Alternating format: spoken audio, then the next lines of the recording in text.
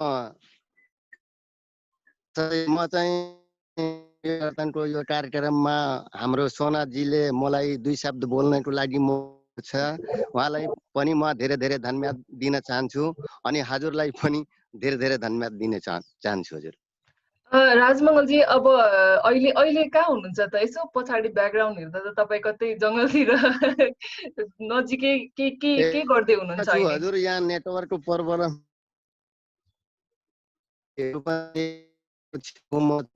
यहाँ अलि नेटवर्क चाहिँ 4GB चाहिँ नेटवर्क चाहिँ यहाँ हुन्छ त्यही हुन आएछु। घरमा मेरो वाइफाई छैन, अब घरबाट चाहिँ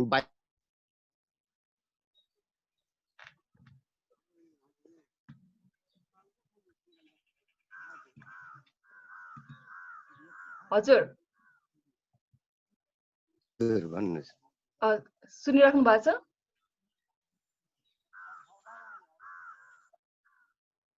सुनिराखेको छु हजुर।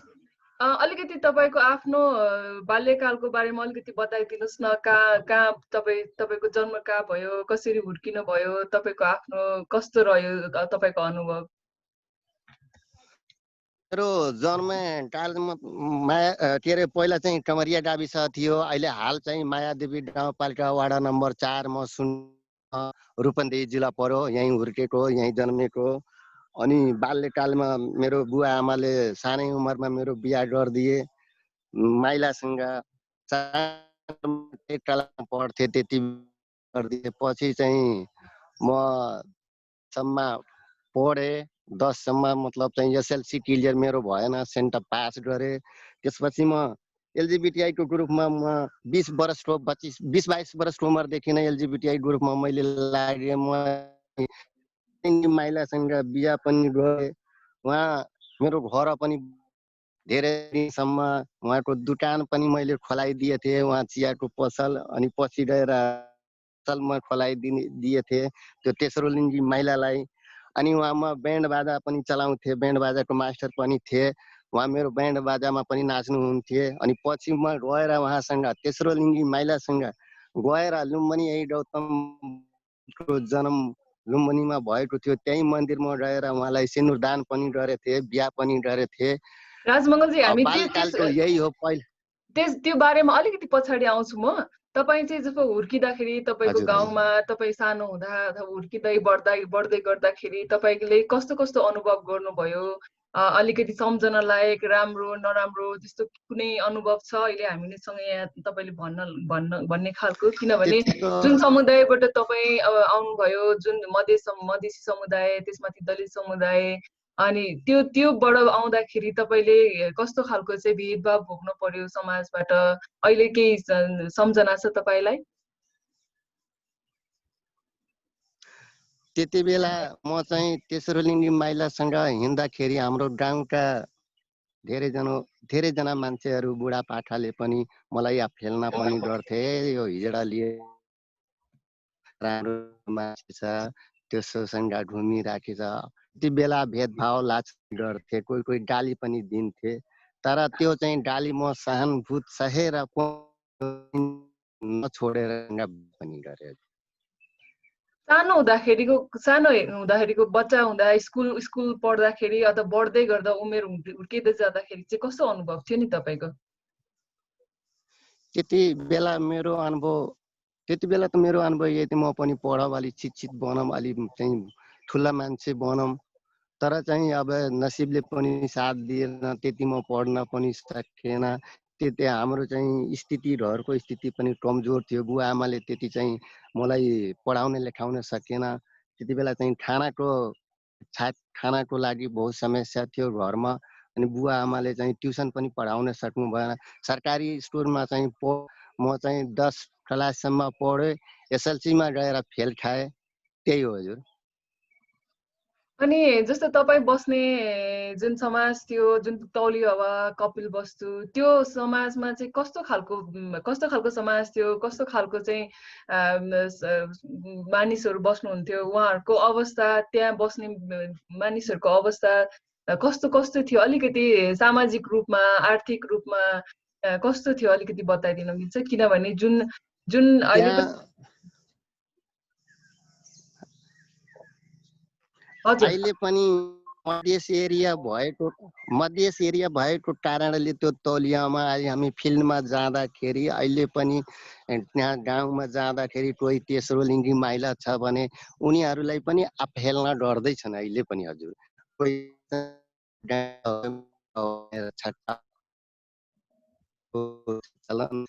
घरमा अलि जोडै लेखेका छन् उनीहरू त बुझिराखेछन् लिङ्गिला हो कोही गरिराखेछ।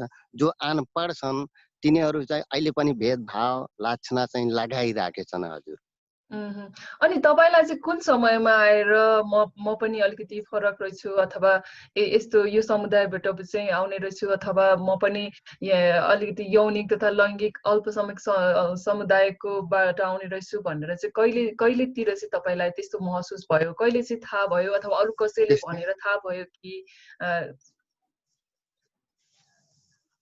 पहिला म पनि यिनीहरूलाई त्यति म जानकारी थिएन, बुझ्दैन थिएँ। त्यति बेला म पनि यिनीहरू नाचन नै भन्थे, यही नच्निया हो यिनीहरू नाच्छन्। पछि चाहिँ म चाहिँ जब मुनक्का किन्नरको साथमा म बस्दाखेरि अनि मलाई त्यति बेला नै अनुभव आयो यिनीहरू लिङ्गी महिला हुन्, मान पनि गर्नुपर्छ, अवहेलना गर्नु। अनि पछि चाहिँ लगभग मलाई चाहिँ अलि चाहिँ जानकारी भएपछि म बुझ्न थालेपछि उनीहरूको मान सम्मान गर्न थाले हजुर। अनि तपाईँ त अब जस्तो एउटा मधेसमा म पनि मेरो घर पनि धरान हो होइन। अब धरानबाट नजिकै अब मधेसमा जाने भन्ने आउने भन्ने धेरै हुन्छ, मैले पनि देखि नै राखेको हुन्छु होइन। मलाई पनि त्यहाँको समुदायको बारेमा थाहा छ, त्यहाँको व्यक्तिहरूको मानिसहरूको चाहिँ सोचको बारेमा थाहा छ, सामाजिक अवस्था कस्तो छ होइन, आर्थिक अवस्था, एजुकेसनको कुराहरू पनि सबै थाहा छ। अब यो हुँदाहुँदै तपाईँ पनि एउटा मधेसी समुदायबाट चाहिँ आउनुहुन्छ, दलित भएको हिसाबमा पनि तपाईँले कस्तो किसिमको भेदभाव भोग्नु पर्यो नि आफैले पनि? दलित भएको भेदभाव अहिले पनि गाउँघरमा धेरै छ दिदी। अब चाहिँ दलित भनेर धेरै जात हो, यसको चाहिँ छुवाछुत अहिले पनि कहीँ गाउँघरमा छ। अहिले त्यति सम्मान गर्दैन। तर मेरो विचार के छ, सब मानव समाजमा जो चाहिँ हुर्केर आएछ सब मान नै हो, सबको मान सम्मान गर्नुपर्छ, कसैको अवहेलना गर्नुहुन्न। त्यस्तो अलि चाहिँ सरकारले गरिदियो भने यस्तो जनचेतना गाउँघरमा चाहिँ अलि फैलाइदियो राम्रो हुन्थ्यो जस्तो मलाई लाग्छ। तपाईँलाई अहिले सम्झन लायक त्यस्तो कुनै घटना छ आफूलाई घटेको त यो मधेसी दलित त्यही पनि यही समुदाय अल्पसंख्यक समुदायबाट चाहिँ आउनु भएकै कारणले तपाईँले भोग्नु परेको कुनै त्यस्तो घटना केही त्यस्तो छ अहिले सम्झिन लायक तपाईँले? अहिले त त्यस्तो घटना त भए छैन, तर पहिला चाहिँ हामी चाहिँ के अरे त्यो यो बाजाहरू बजाउने नाच्ने जाँदाखेरि चाहिँ गाउँघरमा चाहिँ त्यस्तो भन्थे, हिजडा हो छक्का हो भनेर तिनीहरूलाई चाहिँ दबाउने पनि खोज्थे। अहिले त्यस्तो छैन। अहिले चाहिँ धेरै त केटाहरू हाम्रो मधेसको पनि अलि पढे लेखेको भएको कारणले अलि उनीहरू पनि सम्मान गरिराखेछन्। जो पहिलाको पुरानियाहरू अनि चाहिँ पहिलाको नपढेको अनपढ व्यक्तिहरूले चाहिँ त्यही धपाउँछन्, त्यही अवहेलना पढे लेखेको अलि केही चाहिँ उनीहरू सम्झिराखेछन् हजुर। पहिला र अनि अहिलेमा तपाईँले के फरक देख्नु भएको छ नि? पहिलाको समाज र अहिलेको समाजमा तपाईँले परिवर्तन देख्नु भएको छ यो कुरामा? जस्तो मधेसी दलित अनि यौनिक तथा लैङ्गिक अल्पसंख्यक समुदायलाई जुन व्यवहार गरिन्छ, जस्तो किसिमको सोच्छन् मान्छेहरूले, त्यो कुरामा सोचमा परिवर्तन भएको पाउनु भएको छ पहिला र अहिलेमा? तपाईँ त्यति लामो समयदेखि काम गरिराख्नु भएको छ यो समुदायको लागि। पहिला कस्तो थियो, अहिले कस्तो छ? पहिला चाहिँ धेरै चाहिँ गाह्रो थियो, धेरै चाहिँ अलि चाहिँ यो टिजीहरूलाई महिला तेस्रो लिङ्गीलाई खुलाउने थियो। अहिले धेरै खुलेर आइसकेछन्, आफ्नो हक अधिकारको लागि चाहिँ खुलेर आएछन्। हामी तेस्रो लिङ्गी महिला हौ, हामीहरूको पनि हक अधिकार चाहियो। पहिला भन्दा अहिले धेरै राम्रो छ, ठिकै छ पहिला भन्दा अहिले धेरै राम्रो छ। धेरै राम्रो छ। जस्तो समाजको कुरा त अलिअलि हामीले कुरा गर्यौँ। जस्तो हजुर अरू अरू अरू कुराहरूमा उहाँहरूको चाहिँ एक्सेस कस्तो छ एजुकेसनमा, जस्तो एजुकेसनमा कस्तो छ, अनि आफ्नै पनि जीवन जिउने कुरामा, अनि अब कामहरूको कुरामा कस्तो छ, उहाँहरूले कस्तो किसिमको वातावरण छ उहाँहरूको लागि, जस्तो काम गरेर खान सक्ने, आफ्नो जिन्दगी चाहिँ चलाउन सक्ने, अनि पढ्न जान सक्ने स्कुलमा अब वातावरणहरू। उहाँहरूको त पहिलाभन्दा अलि अहिले पनि चाहिँ धेरै चाहिँ अब चाहिँ धेरै जसो चाहिँ हाम्रो तेस्रो लिङ्गी महिलाहरू नाचेर गाएर त्यही पेसा छ। खेती पनि गर्न लायक छैन, त्यति गर्न अनि चाहिँ पढे लेखेको पनि छैन। खास गरेर उनीहरूको पेसा नाच्ने गाउने त्यही। अनि जस्तो विद्यालय शैक्षिक रूपमा चाहिँ उहाँहरूको अवस्था कस्तो छ? किन किन उहाँहरू स्कुल जान सक्ने अवस्था छैन? किनभने अब सानैदेखि नै स्कुल पठायो, राम्रो भयो भने पनि पछि गएर एउटा पेसाको एउटा आफ्नै किसिमको पेसामा चाहिँ उहाँहरू लाग्न सक्नुहुन्छ। यो किसिमको वातावरण चाहिँ किन नभएको होला? किन किन उहाँहरू एउटै मात्रै काममा चाहिँ हुनुहुन्छ, अरू कामहरूमा किन हुनुहुन्न? कारण केही देख्नुहुन्छ हजुरले, राजमङ्गलजी? त्यसको कारण खास गरेर हाम्रो मधेसतिर मधेसी अनि हाम्रो तेस्रो लिङ्गी महिलाहरू, अनि किनकि गरिबी अवस्था धेरै थिए त्यति बेला, उनीहरूको खाना लाउन पनि पुग्दैन थियो। अब बुवा आमा चाहिँ मजदुरी गरेर चाहिँ मेहनत मजदुरी गरेर खुलाउँथे लाउँथे, अनि चाहिँ पढाउन सक्दैन थिए। अब फिस पनि तिर्न सक्दैन थियो। त्यो सरकारी स्कुल थियो, कोही जान्थ्यो कोही जाँदैन थियो। होइन हामी जान्नमा म नाचेर खान्छु, नाचेर गाएर खान्छु, त्यो तिनीहरूको ती बेला त्यही।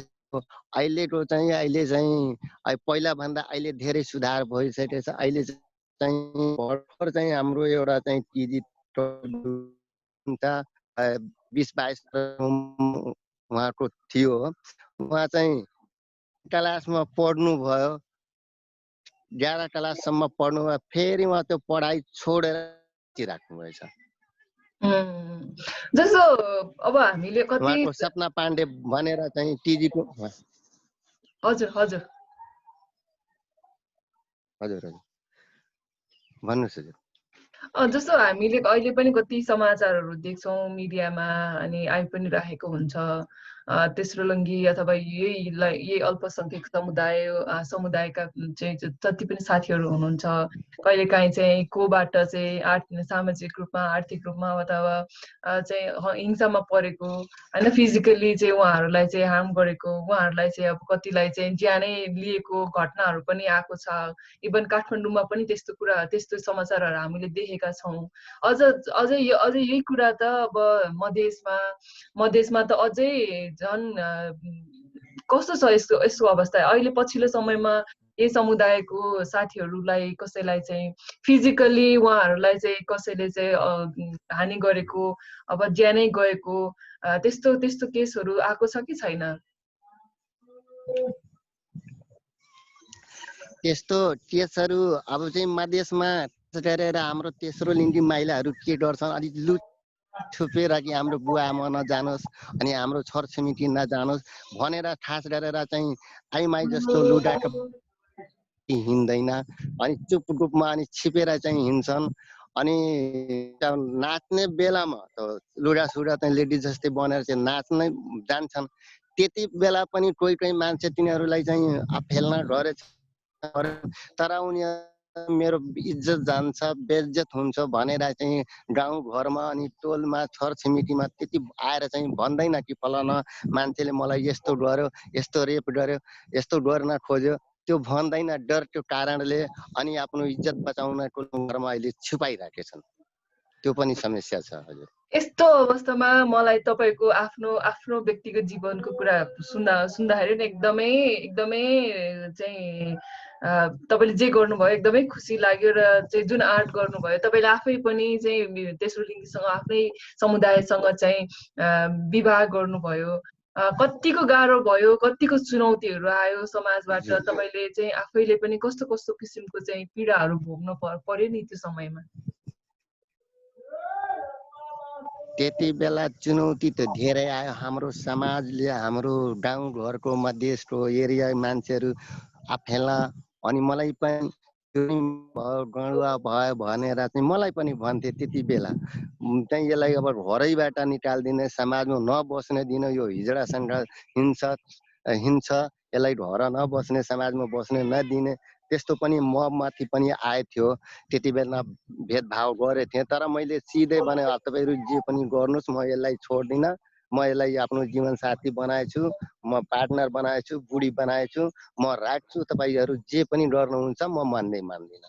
त्यसो भनेर मैले डाइरेक्ट चाहिँ समाजमा पनि भनिदिएँ, म चाहिँ यसलाई छोड्दिनँ, तपाईँहरू जति पनि मलाई चाहिँ लाग्छ भेदभाव गर्नुहुन्छ तर म मान्दिनँ, म डाइरेक्ट समाजमा भनेको थिएँ। यस्तो आँट, यस्तो साहस तपाईँलाई कहाँबाट आयो? किनभने धेरै मान्छेहरूले चाहिँ अथवा धेरै अरू अरू समुदायको मात्रै होइन, जुन अरू किसिमको मानसिक पीडा अथवा अरू किसिमको चाहिँ आर्थिक पीडा अथवा अरू किसिमको पीडाबाट गुज्रिरहेका मान्छेले सामान्य रूपमा यस्तो कुरा गर्न सक्दैनन्। जुन किसिमको आँट तपाईँले देखाउनु भएको छ, कहाँबाट यस्तो आँट आयो र कसरी चाहिँ तपाईँले मेन्टली यो कुरालाई कसरी चाहिँ कोप गर्नुभयो त? कसरी? एकदमै एकदमै ठुलो साहस हो नि, होइन र? जुन ठाउँमा बस्नुहुन्छ तपाईँ। मलाई उहाँको तेस्रो लिङ्गी महिलाहरूको चाहिँ पीडा दुःख सहन नसकेर मैले त्यो आँट नै लिएँ कि समाजमा यिनीहरूको पनि सम्मान गर्नुपर्छ, मान्नुपर्छ, यिनीहरूको पनि हक अधिकार सुनिश्चित हुनुपर्छ। अनि चाहिँ सरकारले पनि यहाँहरूको लागि सम्मान गर्नुपर्छ, सुनिश्चित माग दिनुपर्छ, अनि चाहिँ भेदभाव गर्नु हुँदैन भनेर मेरो दिलमा आयो। अनि त्यो आँटै लिएर म दिलेदेखि मेरो दिलमा आयो कि यिनीहरूको मान सम्मान हुनुपर्छ, यिनीहरूको पनि समाजमा चाहिँ बस्ने र चाहिँ हिँड्ने डुल्ने दिनुपर्छ भनेर मेरो दिलमा आयो। त्यही आँट लिएर मैले चाहिँ उहाँको चाहिँ पछि लागेँ अनि उहाँको सम्मान पनि गर्न थालेँ। उहाँको चाहिँ केही कसैले उहाँलाई माथि चाहिँ आरोप लगाइराखेछ भने, उहाँलाई कसैले गाली गलौज गरिराख्यो भने त्यसको म चाहिँ भण्डाफोड गर्थेँ। तपाईँको जुन आफूले पनि यो जुन विवाह गर्नुभयो, त्यस पछाडि चाहिँ तपाईँको वरिपरि समाजमा, इभन तपाईँकै आफ्नै समुदायमा र जुन यौनिक तथा लैङ्गिक अल्पसङ्ख्यक समुदायभित्रै पनि कस्तो चाहिँ राम्रो परिवर्तन देख्नुभयो? अब आफैले पनि थुप्रै समस्या त भोग्नु नै पर्यो तपाईँले मानसिक रूपमा। त्यो सँगसँगै राम्रो राम्रो राम्रो किसिमको परिवर्तन चाहिँ कस्तो पाउनुभयो नि? पछि बिस्तारै बिस्तारै म चाहिँ यो लिएर चाहिँ समाजमा भनेपछि हाम्रो समाजले पनि अब सम्मान पछि गर्न थाले। यिनीहरू यस्तै हुन्छ नि, यिनीहरूको जोडी भगवानले बनाइदिएछन्, यिनीहरूको जोडी चाहिँ बिछोड्न दिनु भएन, यिनीहरूको पनि सम्मान गर्नुपर्छ। ठिकै छ, त्यो हिजडा हो, त्यो पनि सम्मान गर्नुपर्छ, उसको पनि चाहिँ समाजमा चाहिँ मान सम्मान राख्नुपर्छ भनेर पछि चाहिँ हाम्रो चाहिँ छरछिमेकीले पनि सम्मान गर्न थाले। अब अलिकति म हजुरको नवजीवनको बारेमा चाहिँ कुरा गर्न चाहन्छु। कस्तो नवजीवनले के गर्छ अनि कहिलेदेखि चाहिँ यो यो संस्थामा काम गर्नुभयो र नवजीवनले गर्ने कामहरू के हुन्, अलिकति भनिदिनुहोस् न।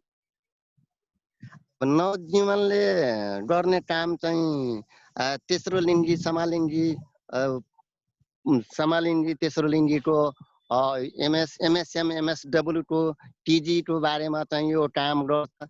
यो एचआइभी एसटिआईको रोकथामको नियन्त्रणको बारेमा यो काम गर्छ अनि जनचेतना फैलाउँछ। त्यस्तो कोही हाम्रो चाहिँ एलजिबिटिआई ग्रुपको समस्या छ भने त्यसलाई हामी लाएर चाहिँ काउन्सिलिङ गर्छौँ। काउन्सिलिङ गरेर त्यसलाई एचआइभी टेस्टिङ गर्छौँ। टेस्ट गरेपछि रिएक्टिभ आएछ भने त्यो गोपनीयताको साथ त्यसलाई चाहिँ हामी उपचार यात्रीसम्म पुर्याउँछ उहाँको चाहिँ जीवन रक्षाको लागि। अनि आफू पनि बच्नुहोस्, अर्कालाई पनि बचाउनुहोस्। अनि हामी कन्डम अनि लुब पनि वितरण गर्छौँ कि त्यो कन्डम लगाएर चाहिँ प्रयोग गर्नुहोस् अनि खुला सेक्स नगर्नुहोस्, अरूलाई नसार्नुहोस्। त्यही हाम्रो चाहिँ नवजीवन संस्थाले काम गरेछ। अनि अहिलेसम्म एकदमै तपाईँहरूले गर्नुभएकोमा अहिलेसम्म गर्नुभएको एकदमै सफल भएको कार्यक्रमहरू चाहिँ के छ र कसरी सफल भयो भन्ने कुरा पनि बताइदिनुहोस् न। त्यो अहिलेसम्म हामी काम गरेको हामी चाहिँ रिएक्टिभ केस पनि हामी फाइनल गरेछौँ। अहिलेसम्म हामी तौलियामा बस्दाखेरि 25-30 जना हाम्रो सामुदायिक गुरुको टिजी एमएसएम एमएसडब्लु गरेर चाहिँ हामी फाइनल गरेछौँ रिएक्टिभ 25-30 जनाको। ए अनि उहाँहरूलाई तपाईँहरूले चाहिँ काउन्सिलिङ गर्नुको साथसाथै यदि त्यस्तो कुनै केसहरू भयो र उहाँहरूले आफ्नो बस्ने ठाउँ पाउनु भएन अथवा तत्कालै उहाँहरूलाई चाहिँ कुनै ठाउँबाट चाहिँ रेस्क्यु गर्नु पर्यो भने पनि गर्नुहुन्छ कि के हुन्छ?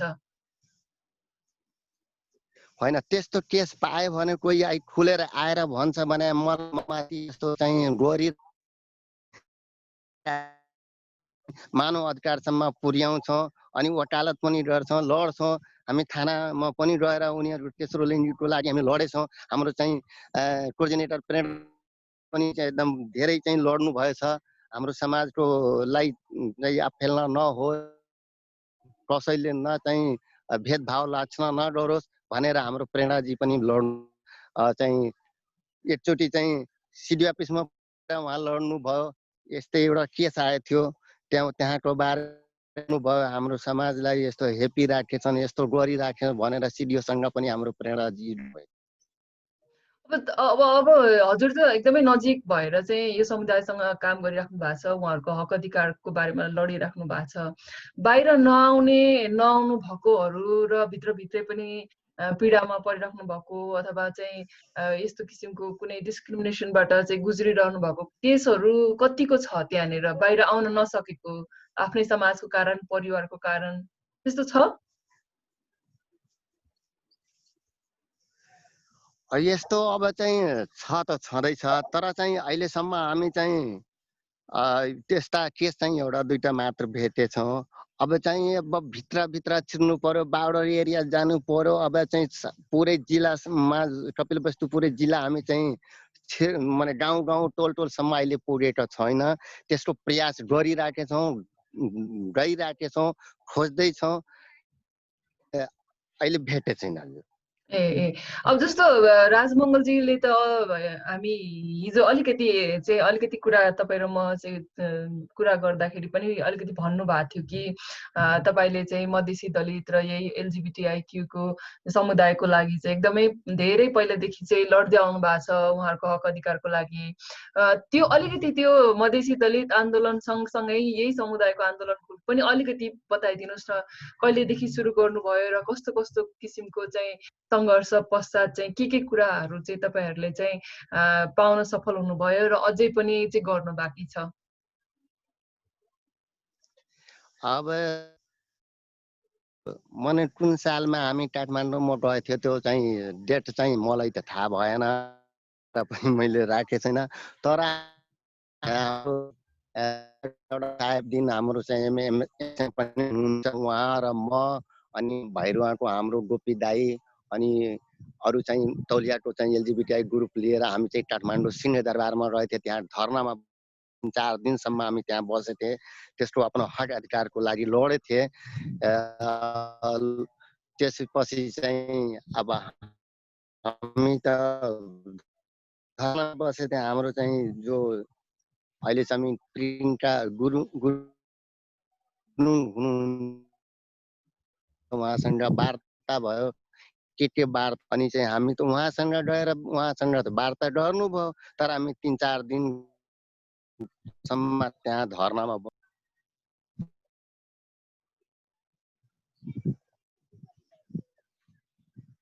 हजुर हजुर हेलो। अनि जस्तो सुन्नेछौँ, राजनैतिक रूपमा आर्थिक रूपमा चाहिँ हाम्रो यो समुदायको चाहिँ कस्तो छ अवस्था नि अहिले जुन ठाउँमा तपाईँ काम गरिराख्नु भएको छ? अब राजनीतिक अवस्था हामी तौलियामा काम गरिराखेका, अहिले चाहिँ राजनीतिक दलहरूले पनि मान सम्मान दिइराखेका छन्। अहिले पनि सम्मान गरिराखेछन्। हामी चाहिँ उसमा के अरे नगरपालिकाबाट बजेट पनि निकाल्छौँ लाएर चाहिँ एलजिबिटिआई ग्रुपको बारेमा चाहिँ अनि त्यो बजेट निकालेर हामी लाएको थिए। यो प्रौढ शिक्षा पनि चलाएको थिए त्यो हाम्रो टिजी तेस्रो लिङ्गी समुदायलाई पढ्नको लागि। त्यो प्रौढ शिक्षा पनि पढाएर चाहिँ सिकाएको थिए। त्यहाँ एउटा चाहिँ मास्टर राखेर त्यो तेस्रो लिङ्गीलाई पढाउनको लागि, किनकि धेरै तेस्रो लिङ्गी हाम्रो मधेसी समुदाय नपढे लेखेको साइन पनि गर्न सक्दैन। त्यो प्रौढ शिक्षा पनि हामी चाहिँ नगरपालिकाबाट पैसा निकालेर चाहिँ त्यो प्रौढ शिक्षा चलाएको थियो। ए ए ए अनि जस्तो उहाँहरूलाई अहिले अलिकति तपाईँहरूले अहिले भने अनुसार उहाँहरूलाई चाहिँ शिक्षाकोमा पनि तपाईँहरूले आफै केही पहल गरिराख्नु भएको जस्तो लाग्यो। स्वास्थ्यकोमा चाहिँ जस्तो कसैलाई चाहिँ स्वास्थ्यको सुविधा लिनु पर्यो अथवा केही अवस्था त्यो त्यो उहाँहरूमा गाह्रो भयो भने चाहिँ त्यसमा पनि उहाँहरूलाई केही त्यस्तो सुविधा छ कि छैन? केही त्यस्तो गर्न सक्नु भएको छ? अहिले त्यस्तो सुविधा त छैन। हामी चाहिँ त्यो सुविधा पनि गर्न सके छैन। तर चाहिँ कुनै बेलामा हाम्रो अफिसमा मिटिङ हुन्छ भने तेस्रो लिङ्गीहरू साथीहरू हामी बोलाउँछौँ। अफिसद्वारा चाहिँ उनीहरूको खाजाको व्यवस्था अनि ट्राभल मतलब गाडी भाडाको व्यवस्था त्यस्तो गरेछौँ। ए ए ए ए अब अलिकति मधेसी दलित आन्दोलनको बारेमा पनि कुरा गरौँ। अब राजमङ्गलजीले पनि अब चाहिँ मधेसमा बसेर आफै पनि मधेसी दलित तथा यही एलजिबिटिआइक्यू समुदायकै प्रतिनिधित्व गरेर धेरै लामो समयदेखि काम गरिराख्नु भएको छ र यति धेरै त्यो समुदायको लागि यति धेरै गर्नु भएको छ, यति धेरै आँट लिएर आउनु पाएर काम गर्नु भएको छ, जुन एकदमै प्रशंसा गर्न एकदमै शब्द पनि कम हुन्छ अहिलेको कुरा गर्दाखेरि। अलिकति मधेसी दलित आन्दोलनको बारेमा चाहिँ बताइदिनुहोस् न, कस्तो कस्तो किसिमको चाहिँ आन्दोलनहरू गर्न पर्यो, कस्तो कस्तो किसिमको चाहिँ कामहरू गर्नुभयो तपाईँहरूले चाहिँ मधेसमा बसेर आफै पनि? मधेस ग्रुपको मतलब यो मधेस हामी पनि धेरै लडे, धेरै चाहिँ सङ्घर्ष गरे। हामी चाहिँ मतलब पार्टीहरूसँग गएर चाहिँ भने अनि जोसँग चाहिँ भन्ने लायक चाहिँ छ कि यसो गएर भनेपछि हाम्रो केही सहयोग गरिदिन्छन् भनेर चाहिँ हामी गएर त्यो पनि गरे, सङ्घर्ष पनि गरे, लडे। मानव अधिकारमा सम्म पनि हामी लडियो गइयो भयो। तर चाहिँ अहिले पनि त्यति चाहिँ मधेसी चाहिँ समुदायलाई, दलित समुदायलाई त्यति अहिले सरकारले पनि त्यति चाहिँ उ गरे छैन, सफलतापूर्ण हामी चाहिँ पाए छैन हक अधिकार। अहिले अवस्था चाहिँ कस्तो छ नि त्यहाँ? अवस्था यो कोभिड-19 कोरोना भाइरसले धेरै चाहिँ अप्ठ्यारो पारेछ, एकदम समस्या छ, चाहिँ जान पाइए छैन। आउन पनि चाहिँ हाम्रो एलजिबिटिआई ग्रुपले पनि आउन जान सके छैन। कोरोना भाइरसको कारणले धेरै समस्या छ हजुर। कपिल वस्तुमा पनि अहिले धेरै समस्या छ। अहिले पनि दिन प्रतिदिन चाहिँ कोरोना भाइरसको सङ्क्रमित व्यक्तिहरू बढिरहेका छन्।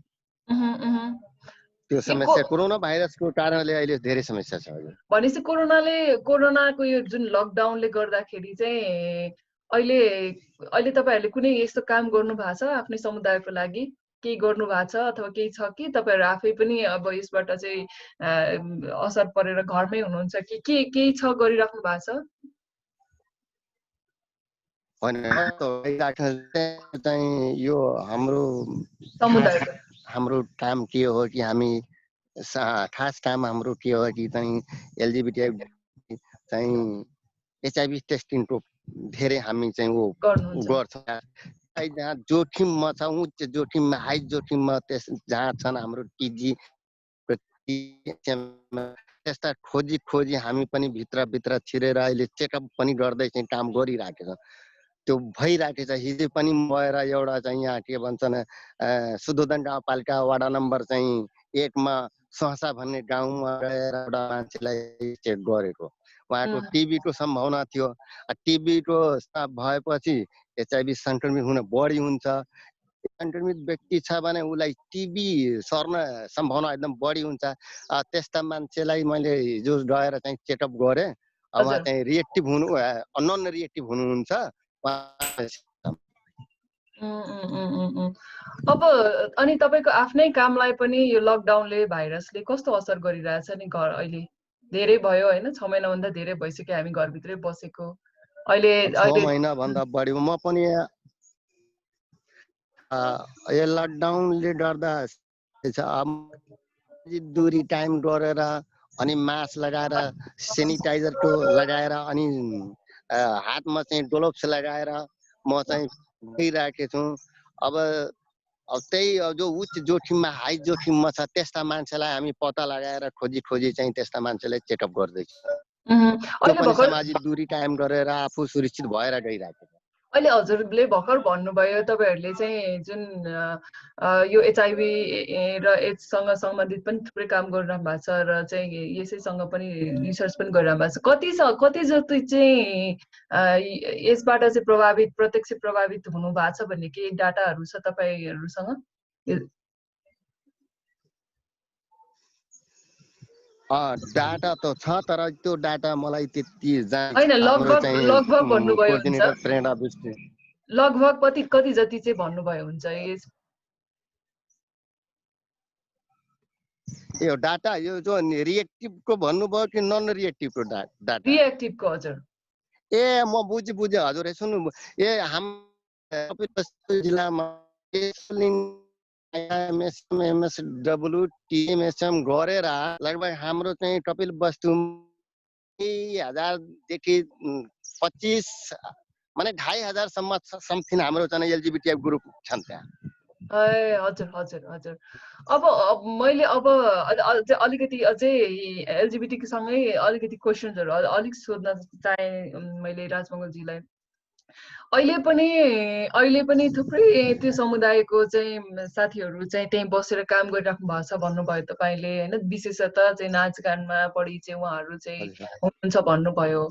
अहिले पनि समाजका मानिसहरूले चाहिँ कस्तो चाहिँ शब्दहरू कस्तो चाहिँ बोलीहरू व्यवहारहरू चाहिँ देखाउनुहुन्छ, कस्तो किसिमले चाहिँ भन्नुहुन्छ जसले चाहिँ तपाईँहरू यो केही छ तपाईँहरूले भन्न?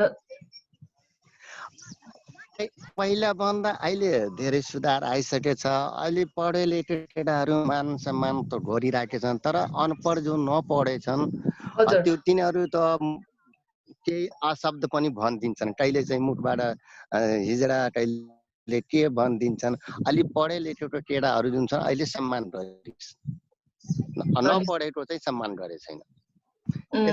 त्यस्तालाई हाम्रो सरकारले गाउँ टोलमा गएर जनचेतना फैलाइदियोस् राम्रो हुन्थ्यो मलाई जस्तो लाग्छ।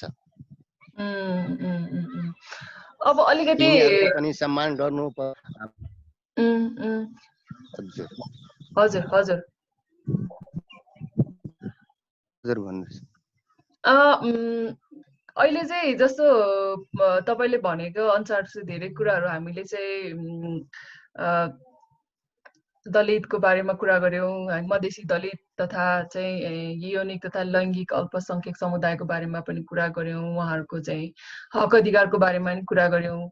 अझै थप के कुराहरू गर्न पाए चाहिँ अझै यो समुदायको हक अधिकार अझै सुनिश्चित गर्न सकिन्थ्यो जस्तो लाग्छ? अझै के गर्न सकिएको छैन जस्तो लाग्छ तपाईँलाई? अझै पनि त्यहाँ बसेर तपाईँले मैले अझै यो गर्न सकेको छैन, अझै यो गर्न सकिएको छैन भन्ने केही छ? अझै हाम्रो समुदाय नेपाल सरकारले चाहिँ गाउँमा बारेमा चाहिँ फैलाइदियोस् त राम्रो हुन्थ्यो जस्तो मलाई लाग्छ। त्यो नगरपालिकामा गाउँपालिका जनचेतना चाहिँ फैलाइदियोस् भने राम्रो हुन्थ्यो।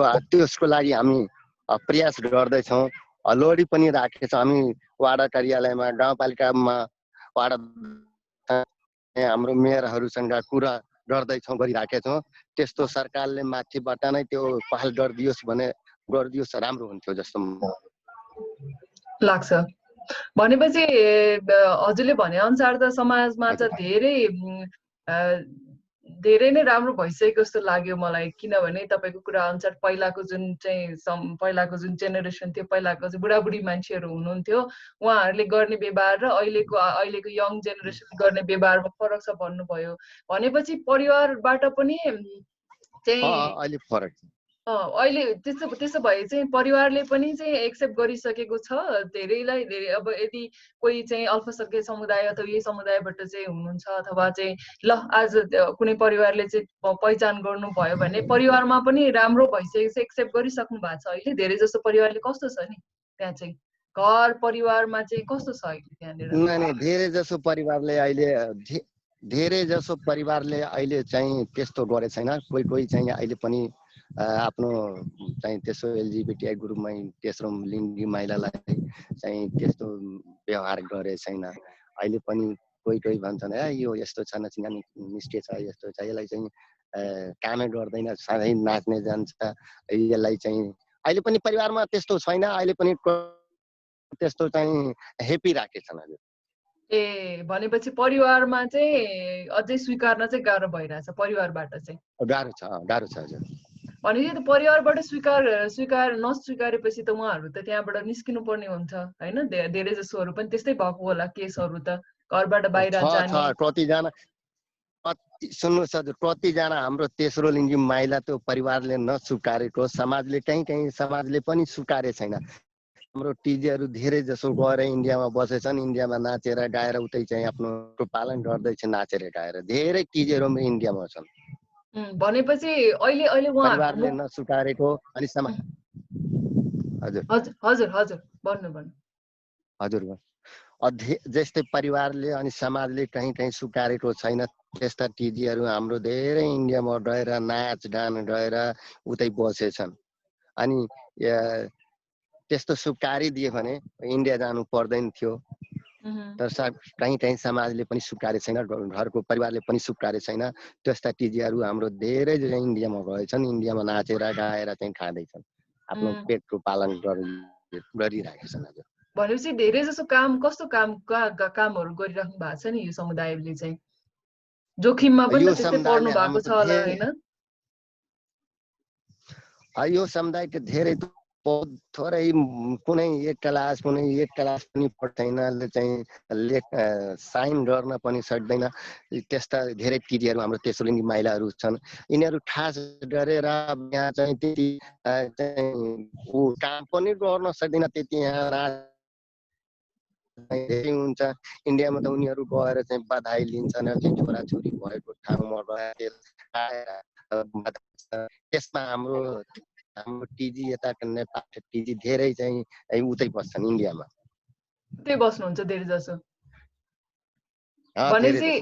भनेपछि जस्तो अब घरले पनि नस्वीकार्ने, समाजले पनि नस्वीकार्ने, त्यो भएपछि उहाँहरू चाहिँ त्यहाँबाट बाहिर निस्किनु पर्ने, जोखिमयुक्त कामहरू गर्नुपर्ने होइन? त्यसले गर्दाखेरि चाहिँ उहाँहरूको आफ्नै पनि भविष्य चाहिँ अब सुनिश्चित नहुने, त्यस्तो धेरै धेरै धेरै छ है? त्यस्तो भए चाहिँ धेरै छ हजुर, त्यस्तो धेरै छन्। भनेपछि त धेरै जसो त इन्डियामै गएर चाहिँ काम गर्नुपर्ने भयो जस्तो देखियो तपाईको। धेरै जसो इन्डियामा नि गएर चाहिँ काम गरेछ, नाचेर गाएर चाहिँ उतै चाहिँ आफ्नो काम गर्दैछन्। अनि तपाईलाई के लाग्छ नि, जस्तो उहाँहरूले पनि तपाईहरूले पनि यही समुदायले पनि अलिकति चाहिँ राम्रो पढाइको वातावरण पाउनुभयो, अथवा चाहिँ राम्रो चाहिँ अपर्च्युनिटी पाउनु भयो भने राम्रो गर्न सक्छन् जस्तो लाग्छ कि लाग्दैन? उहाँहरूको क्षमता त्यति मात्रै हो जस्तो लाग्छ त हजुरलाई, होइन नि?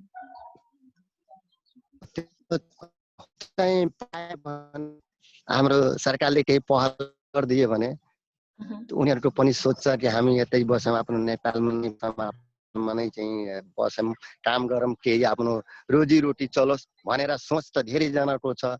तर चाहिँ अब यता चाहिँ हाम्रो सरकारले पहल गरेको छैन, त्यस्तो चाहिँ व्यवस्था मिलाएको छैन।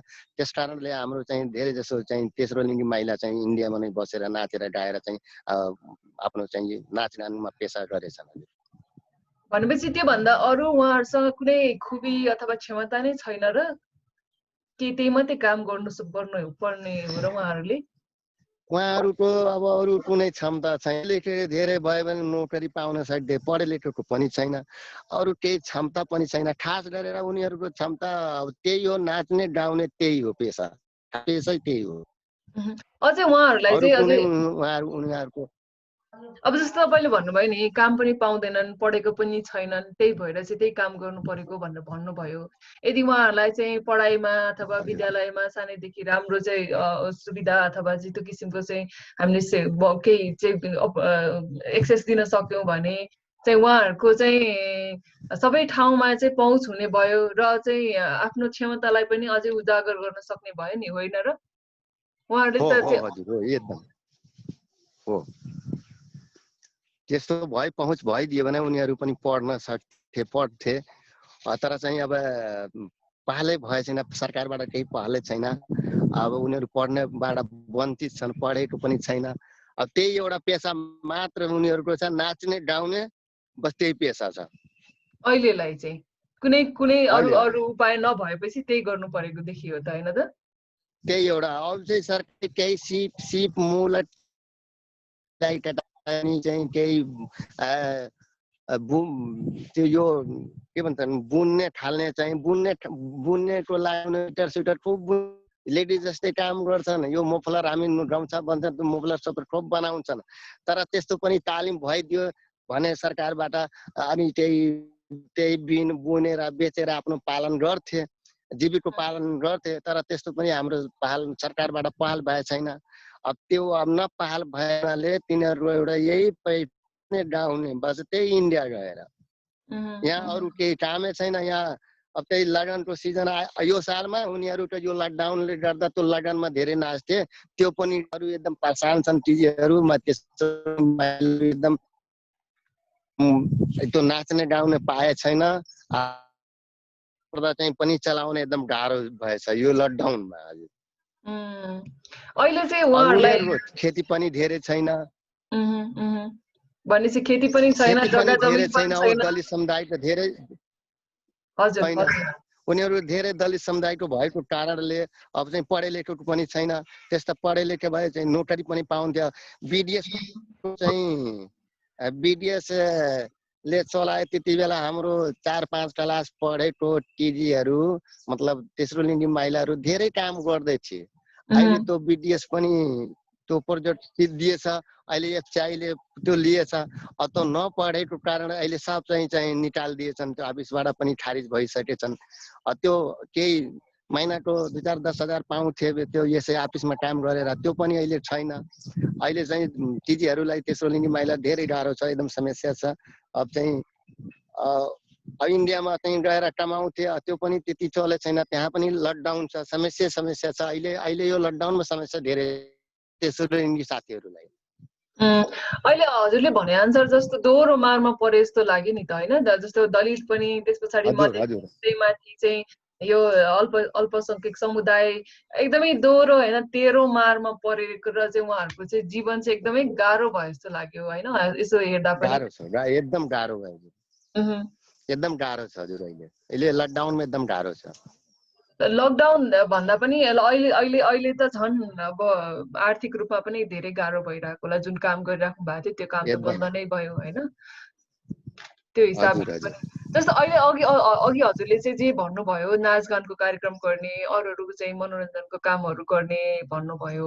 जस्तो यही कामले पनि सामाजिक रूपमा चाहिँ जनचेतना फैलाउनेदेखि लिएर अन्य जुन चाहिँ समाज अलिकति परिवर्तन गर्ने खालको अथवा त्यस्तो खालको कार्यक्रममा पनि सहभागी भएर त्यस्तो गरिराख्नु भएको छ कि छैन चाहिँ? अब त्यस्तो अब कार्यक्रम हाम्रो अब चाहिँ सरकारले चाहिँ त्यस्तो कार्यक्रम चाहिँ लागू गरिदिए भने तिनीहरू आएर त्यसमा पनि नाचगान गरेर अनि केही उनीहरूको सुधार्नको बानी पनि हुन्थ्यो कि हामी यस्तै गरौँ। त्यो सरकारले पनि केही पहल गरे छैन। अब त्यही एउटा पेसा उनीहरूको त्यही एउटा मात्र चाहिँ छ, नाच्ने गाउने, बस त्यही छ। ए ए ए ए। अब नेपालको यो एलजिबिटिआइक्यू को आन्दोलनको बारेमा चाहिँ अलिकति तपाईँले जानकारी दिनुभए हुन्छ नि। अब यत्रो समयदेखि तपाईँले चाहिँ मधेसमा बसेर काम गरिरहनु भएको छ, त्यही समुदायमा, आफू पनि त्यही समुदायबाट कस्तो कस्तो चाहिँ कुराहरू चाहिँ अघि पनि हामीले कुरा त गऱ्यौँ, आन्दोलनको बारेमा कुरा गऱ्यौँ होइन, तर यो आन्दोलनले चाहिँ के समेट्न सक्यो जस्तो लाग्छ तपाईँलाई? तपाईँहरूले गरिराख्नु भएको सङ्घर्षले के समेट्न सक्यो? अहिले भर्खर यति धेरै समस्या छ भन्नु पनि भएको छ होइन, देखाउनु पनि भएको छ। यही समुदायकोले चाहिँ कसरी बस्नु परेको छ, आर्थिक रूपमा, सामाजिक रूपमा, मानसिक रूपमा उहाँहरूले कस्तो कस्तो समस्या भोग्नु परिरहेछ भनेर पनि भन्नुभएको छ। यो सबै कुराहरू हेर्दाखेरि, अहिले हेर्दाखेरि तपाईँहरूको आन्दोलनले, अहिलेसम्म गरिरहेको सङ्घर्षले चाहिँ केही ल्याउन, नयाँ कुरा ल्याउन सक्यो जस्तो लाग्छ कि लाग्दैन? यो आन्दोलनमा हामी खास गरेर आन्दोलन गरेको, अनि हाम्रो चाहिँ केन्द्रबाट पहिला हाम्रो कपिलवस्तुमा चाहिँ यो एलजिबिटिआईको संस्था थिएन। हजुर। त्यहाँ केन्द्रमा पनि ग्रुप मतलब काठमाडौँ केन्द्रमा पनि हामी राखेका, त्यहाँ पनि हाम्रो टिजीहरू साथीहरू छन्। कपिलवस्तुमा पनि त्यहाँ पनि संस्था चाहियो, त्यहाँ पनि सेवा चाहिँ हामी चाहिँ कुरा राखे थिएँ, तो यसको बारेमा लडे थिए। त्यो लडे बावजुद हामी चाहिँ संस्था चाहिँ कपिलवस्तुमा पाइयो, लायो। अहिले चाहिँ एलजिबिटिआईको चाहिँ काम गरिराखेको छ त्यो हाम्रो संस्थाले, अहिले हेरिरहेको छ। चाहिँ त्यो उपलब्धि धेरै भयो, हाम्रो संस्था चाहिँ कपिलवस्तुमा पनि आयो, नवजीवन संस्था बनेर आयो। उपलब्धिको हिसाबमा चाहिँ के अलिकति भनिदिनुहुन्छ? के चाहिँ भयो? जस्तै संस्थाहरू आयो, अनि जस्तो के अरे राजनीतिक रूपमा चाहिँ अथवा आर्थिक रूपमा, सामाजिक रूपमा केही पहुँचहरू चाहिँ प्राप्त भयो कि भएन, अथवा के कस्तो अहिले भर्खर भन्नुभयो अनुसार के जस्तो भयो? अब त्यो संस्था आएपछि अब उपलब्धि के भयो कि हाम्रो एलजिबी ग्रुपको साथीहरू चाहिँ सेवा सुविधा खुलेर आएर यहाँ आफ्नो कुरा राख्छन्, समस्या छ त्यो आएर खुलेर बताउँछन्। अनि आफ्नो चाहिँ स्वास्थ्यको बारेमा, एसटिआईको बारेमा, एचआइभीको बारेमा, एसटिआईको बारेमा आएर चाहिँ चेकअप पनि गराउँछन्, खुलेर आएर कुरा गर्छन्। त्यो चाहिँ उनीहरू धेरै खुसी मान्छन् कि यो संस्था आयो हाम्रो यहाँ तौलियामा। हाम्रो धेरै चाहिँ हामी चाहिँ भैरवा जानु पर्दैन, अरू जिल्लामा जानु पर्दैन, यहीँ संस्था आयो, यहाँ हामी चेकअप गर्छौँ। त्यसको लागि हाम्रो चाहिँ तेस्रो लिङ्गी साथीहरू एकदम खुसी छन् यो संस्था आएपछि कपिलवस्तुमा। जस्तो तपाईँहरूकै यही आन्दोलनको कुरा गरिराख्दा र तपाईँहरूले चाहिँ माग गरिराख्नु भएको कुरा गर्दाखेरि, जस्तो राजनीतिक दलहरू र लोकल लेभलको जुन राजनीतिक दलहरू हुनुहुन्छ, उहाँहरूको सहयोग अनि उहाँहरूको चाहिँ तपाईँहरूको माग र तपाईँहरूको चाहिँ अधिकारको लागि उहाँहरूको के छ? उहाँहरूको चाहिँ संलग्नता कस्तो छ? उहाँहरूले देखाउनु कस्तो भएको छ? अहिले उहाँहरूको संलग्नता ठिकै छ, पहिला धेरै ठिक छ, अहिले पनि। अब चाहिँ जुन हामी वाडामा जुन कार्यालयमा हामी जान्छौँ, कुरा राख्छौँ, अनि उनीहरू भन्छन् ठिक छ, तपाईँहरूको लागि म छुट्टै बजेट दिन्छु, त्यो आफ्नो कार्यक्रम चलाउनुहोस्। त्यो पहिला योभन्दा पहिला हामी चाहिँ धेरै चाहिँ वाडा कार्यालयबाट पनि गाविसबाट पैसा निकालेर हाम्रो गाउँघरमा, टोलमा अनि बजारमा सडक नाटक देखाए थिए एलजिबिटिआईको ग्रुपको बारेमा। त्यो सडक नाटक देखाएर हामी पहल गरेको थिए। अहिले चाहिँ हाम्रो चाहिँ के अरे गाविसले वाडा कार्यालयले पनि अहिले मान सम्मान गरिराखेको छ।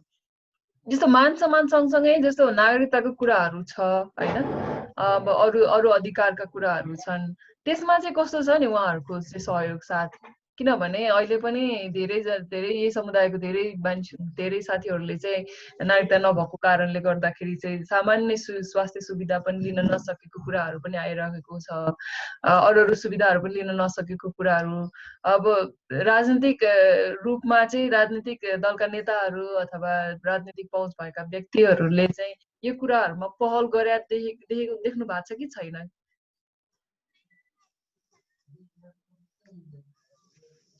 अहिले मतलब धेरै यो देशहरूको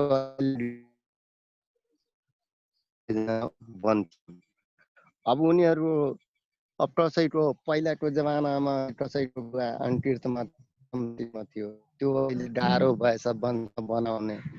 अब त्यो यहाँ 2-4 चोटि वडा कार्यालय म गएँ अनि यो प्रमाण छैन यो छैन त्यो भनिदियो भने यो प्रमाण छैन भने तेरो नगिर्दै हुन्न अनि टिजीहरू नपढेको कारण रिसा इन्डिया गएर चाहिँ नाच्छन् गाउँछन् त्यही उतै बस्छन् धेरै भनेपछि जसो यस्तो नागरिकता लिन पनि धेरै समस्या छ त्यसो भए उहाँहरूलाई छ अहिले चाहिँ तेस्रो लिङ्गीको धेरै समस्या धेरै चाहिँ वञ्चित छन्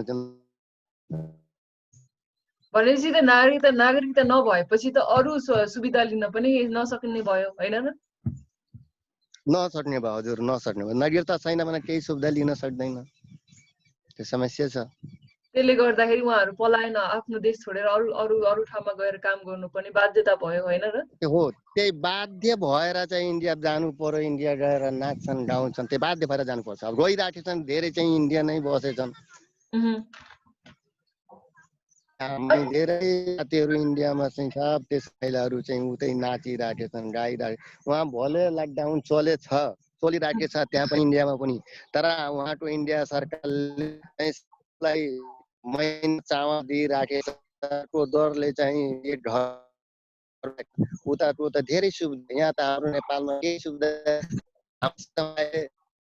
कार्यालयमा लाएर चामल बाँटे धेरै दलितले पनि के गर्न समस्या हजुर हजुर जस्तो अब यो हामीले दलित र जात व्यवस्थाको कुरा पनि गर्यौँ होइन अहिले यो यसो सोच्दाखेरि अब तपाईँले आफै पनि महसुस गर्नुभयो आफैले पनि भेदभाव भोग्नुभयो धेरै किसिमको भेदभाव भोग्नुभयो यो समस्या चाहिँ कहाँ छ जस्तो लाग्छ नि तपाईँलाई समाजमा किन चाहिँ मान्छेलाई चाहिँ जातकै आधारमा अथवा चाहिँ लैङ्गिकताकै आधारमा होइन चाहिँ किन चाहिँ भेदभाव गर्छ जस्तो लाग्छ तपाईँलाई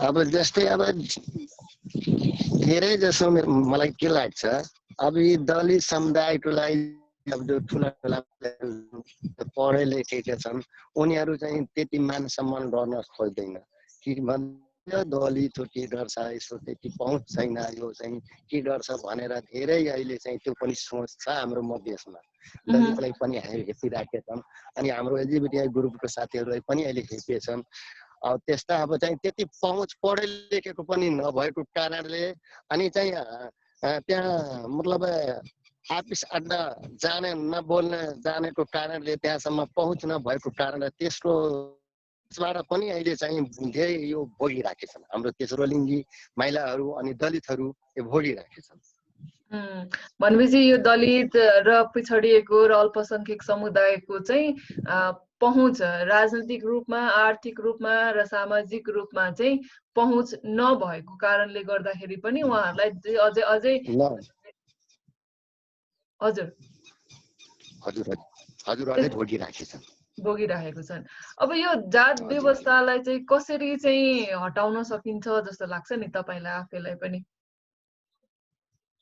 कसरी यो सधैँको लागि चाहिँ यो हटोस् भन्ने कसरी के गर्यो भने चाहिँ हट्छ जस्तो लाग्छ तपाईलाई अब यसो गर्नलाई सबै चाहिँ हाम्रो दलित साथीहरू अनि हाम्रो एलजिबिटीआई को साथीहरू एकजुट हुनु पर्यो लड्नु पर्यो अनि चाहिँ आफ्नो माग राख्नु पर्यो माग्नु पर्यो त्यस्ता मागे पनि पाउन हामी सक्छौं तर लड्नु पर्यो सङ्घर्ष गर्नु पर्यो त्यस्ता गरेमा हामी पाउन सक्छौं तर चाहिँ हाम्रो खास गरेर हाम्रो टिजीहरू अब चाहिँ सोझा साझा नपढेको लेखेको मान्छे जान्छ हाम्रो सुनवाई हुन्न केही हुन्न के जाम बेकार छ जान्न बरु हामी इन्डिया गएर बसेर उतै नाच्छौँ गाउँछ त्यही धेरै महिलाहरूको हाम्रो दलित समुदायको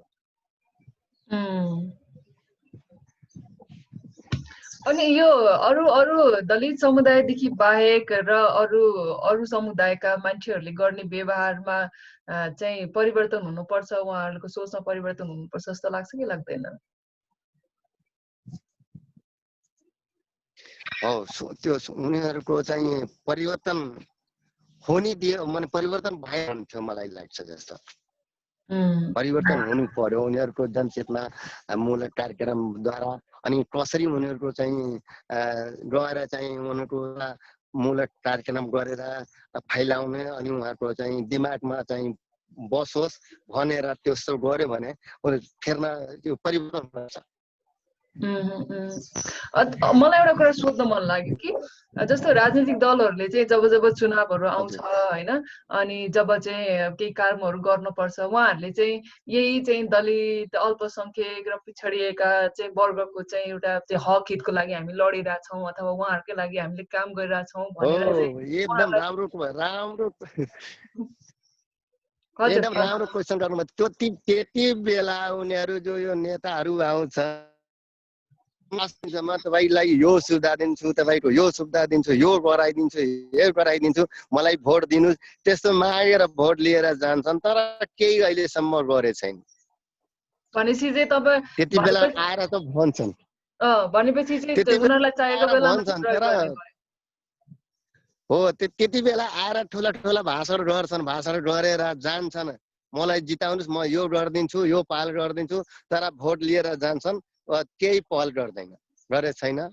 त्यही भोटको बेलामा मात्र भाषण गर्छन्, ठुला ठुला भाषण। भनेपछि राजनीतिक रूपमा पनि प्रयोग भएको देखियो होइन त, यो समुदायलाई प्रयोग गरिएको, उहाँहरूले आफ्नो आफ्नो आफ्नो लागि, आफ्नो चाहिँ मागको लागि, आफ्नो ठाउँमा पुग्नको लागि त्यो समुदायलाई प्रयोग गरिएको देखियो होइन त, तर त्यो साँच्चै चाहिँ केही पनि भएको छैन।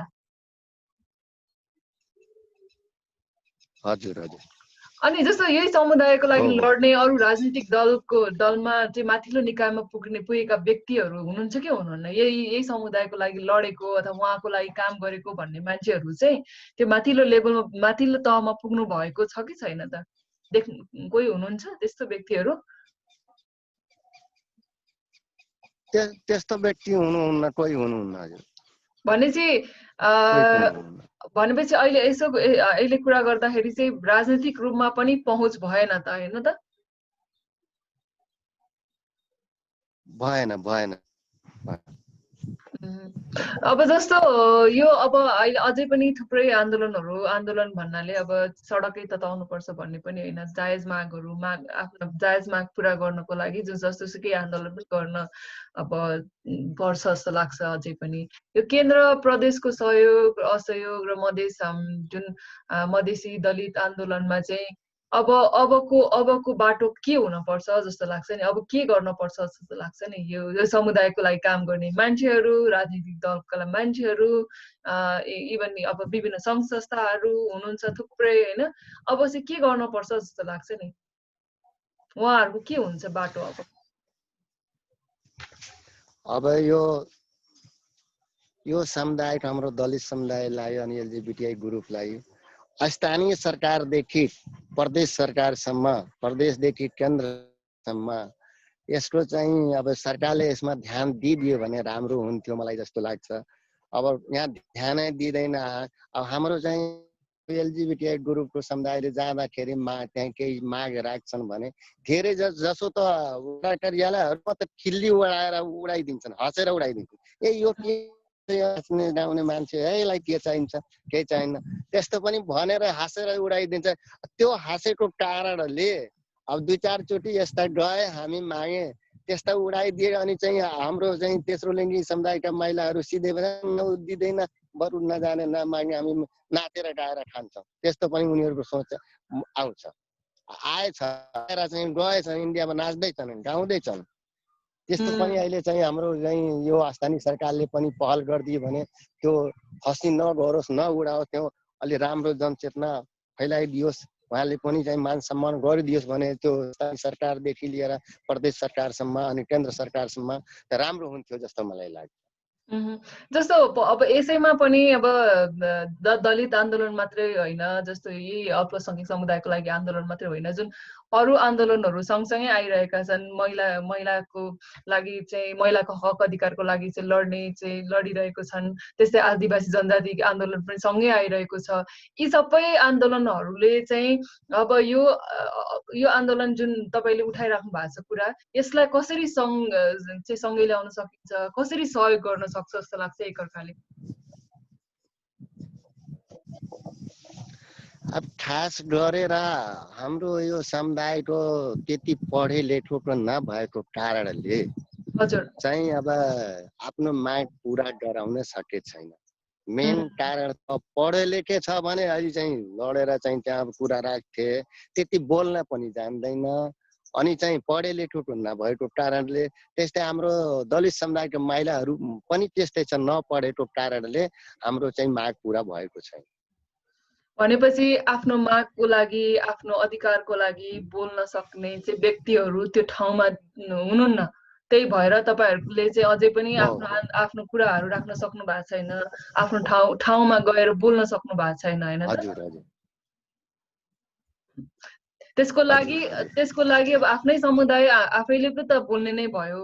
तर सँगसँगै अरू अरू जो जो हुनुहुन्छ, यो चाहिँ विभिन्न आन्दोलनमा लागिराख्नु भएको, हैन, महिला आन्दोलनदेखि लिएर आदिवासी जनजाति आन्दोलनदेखि लिएर विभिन्न आन्दोलनमा लागिराख्नु भएको व्यक्तिहरूले पनि यो विषयमा उठाइदिनु पर्यो कुरा, हैन? उहाँहरूले पनि यो विषयमा चाहिँ छलफल गर्नु पर्यो, कुरा गरिदिनु पर्यो। किनभने बोल्न नसक्ने व्यक्तिहरूको लागि, समुदायको लागि नै त बोल्न सक्ने मान्छेले बोलिदिनु पर्यो नि त, होइन? हजुर हजुर हजुर हजुर। अब राजमङ्गल चाहिँ एकदमै राम्रो भयो। हजुरको अझै धेरै कुराहरू चाहिँ सुन्न मन थियो, तर अब हामीसँग अलिकति टाइम कम छ, होइन? अब मलाई अब अन्तिममा चाहिँ अझै एउटा कुरा सोध्छु म तपाईँलाई। जस्तो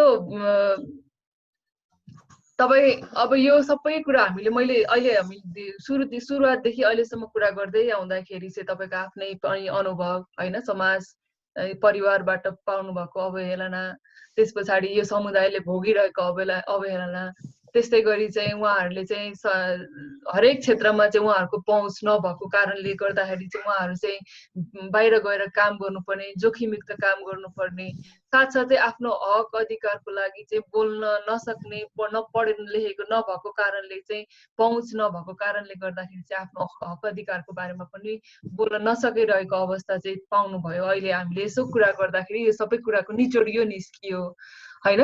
अझै तपाईँलाई चाहिँ अबको दिनमा चाहिँ तपाईँको आफ्नो चाहिँ लक्ष्य के छ र अबको दिनमा चाहिँ तपाईँले के गर्छु भनेर सोच्नु भएको छ यो समुदायको लागि?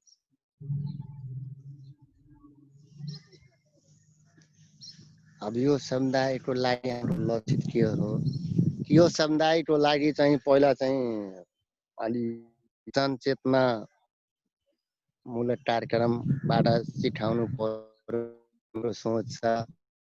यस्ता हाम्रो तेस्रोहरू जो अहिले चाहिँ 17-18 वर्षको अहिले चाहिँ भर्खर चाहिँ निस्किरहेका तिनीहरूलाई पढोस्, अलि पढेपछि उनीहरूको पनि चाहिँ ज्ञान हुन्छ, राम्रो पढिदियो भने अलि चाहिँ लड्न सक्थे, चाहिँ बोल्न सक्थे।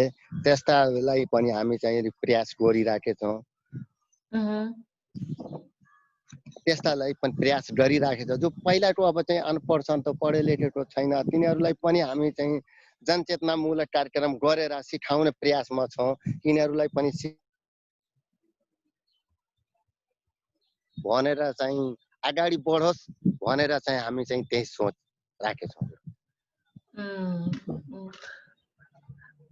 भनेपछि अबको दिनमा चाहिँ अझै शिक्षा, स्वास्थ्य लगायत र राजनीतिक रूपमा पहुँचमा ल्याउनको लागि पहल हुनेछ तपाईँहरू?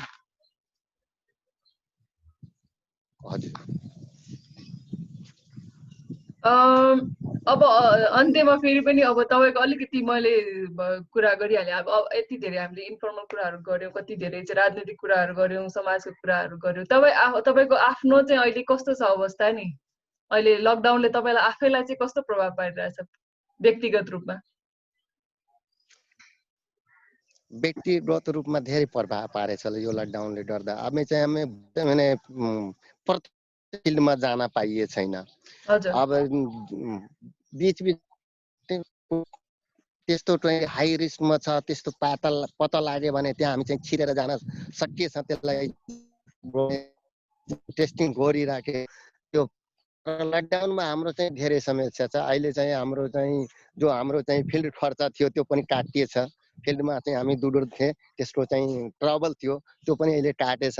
यो लकडाउनले गर्दा समस्या छ। अब दिदी के भनौँ अब जस्तै यो कोरोनाको चाहिँ जस्तो टेस्ट गर्ने अनि त्यसको लागि चाहिँ अब त्यो सुविधाहरू लिने कुरामा चाहिँ केही छ सुविधा अहिले केही चाहिँ प्रदान गरेको छ लोकल उसले स्थानीय तहले केही त्यसमा चाहिँ तपाईँहरूलाई सहयोग गरिरहेको छ?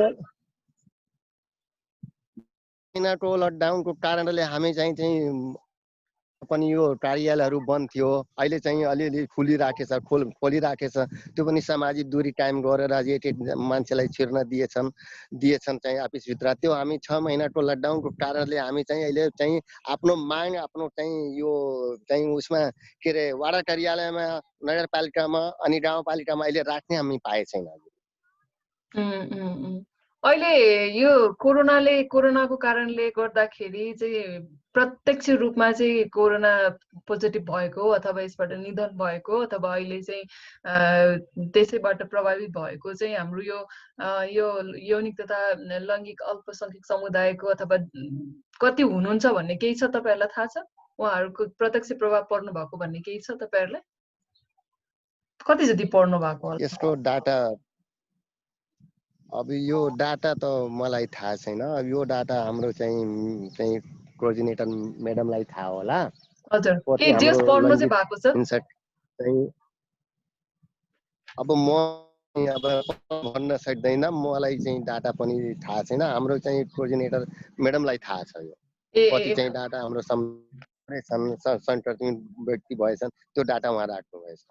अनि राहतहरू चाहिँ के तपाईहरुले पाउनु भएको छ कि छैन?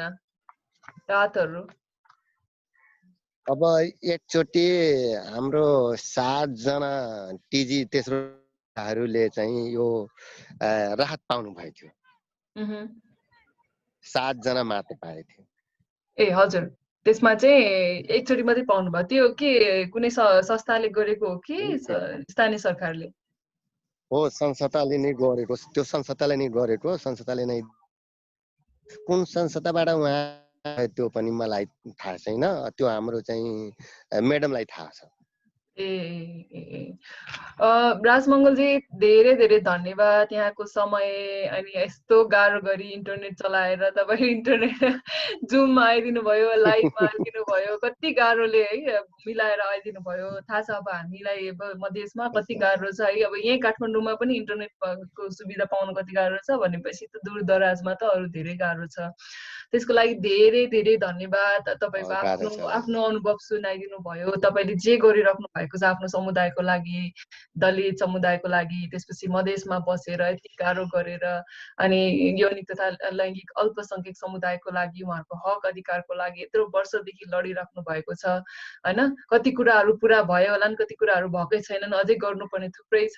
सबैको चाहिँ साथ र सहयोग चाहिने देखिएको छ। धेरै धेरै धन्यवाद यहाँहरूको अनुभवको लागि। अझै राम्रो काम गर्दै जानु होला। यति भन्दै मैले तपाईलाई धेरै धेरै धन्यवाद दिन चाहे। अन्त्यमा केही भन्न चाहनुहुन्छ? केही मलाई यो कुरा भन्नु मन छ भन्ने केही छ भने भन्ने हुन्छ।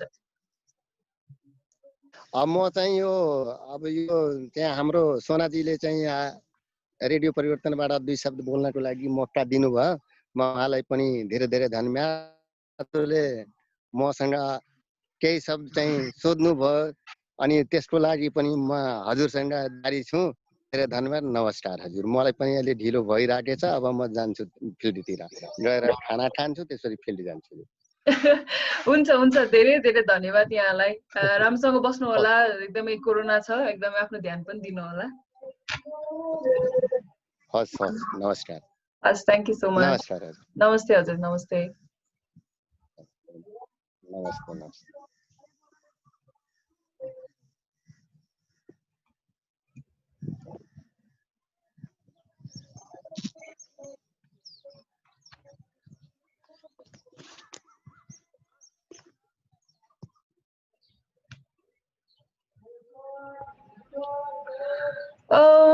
एकदमै राम्रो भयो राजमङ्गलजीसँगको लाइभ इन्टरभ्यू। अलिकति गाह्रो पनि भएको थियो इन्टरनेट स्टेबल नभएर। आजको कुराकानीबाट चाहिँ मैले अलिकति समराइज गर्न खोजेको चाहिँ किन हो भने उहाँसँग कुरा गर्दै जाँदाखेरि चाहिँ मधेसी दलित समुदायको अवस्था कस्तो छ भन्ने कुरा त मैले भन्नु पर्दैन। अहिलेको जुन हामीले चाहिँ जस्तो जस्तो समाचारहरू दैनिक रूपमा आइरहेको छ त्यसले पनि देखाउँछ र वर्षौंदेखि चाहिँ उहाँहरू कस्तो चाहिँ भेदभावमा र कस्तो किसिमको चाहिँ डिस्क्रिमिनेसनदेखि लिएर हरेक कुराहरूबाट पछाडि पारिनु भएको छ भन्ने कुरा त हामीले भन्नु पर्दैन। साथसाथै चाहिँ मधेसी दलित त्यो पनि यौनिक तथा लैङ्गिक अल्पसंख्यक समुदायबाट चाहिँ आएर पनि त्यति धेरै काम गर्न सक्नु नै ठुलो कुरो हो जस्तो लाग्छ। र मैले यसो सम्झिँदाखेरि चाहिँ अहिले यसो सम्झिँदाखेरि उहाँको कुरा गर्दाखेरि चाहिँ त्यो समुदायको मान्छेहरूको चाहिँ हरेक ठाउँमा पहुँच नभएको कारणले गर्दाखेरि चाहिँ आफ्नो कुरा राख्न नसक्ने, आफ्नो हक अधिकारको लागि बोल्न नसक्ने, एजुकेसनमा मात्रै होइन, स्वास्थ्यमा मात्रै होइन, राजनीतिक र आर्थिक सामाजिक हरेक ठाउँमा चाहिँ आफ्नो पहुँच नभएको कारणले गर्दाखेरि चाहिँ उहाँहरूले आफ्नो कुराहरू राख्न सकिराख्नु भएको छैन र आफ्नो हक अधिकारको लागि अझै चाहिँ स्ट्रङली आउन सक्नु भएको छैन।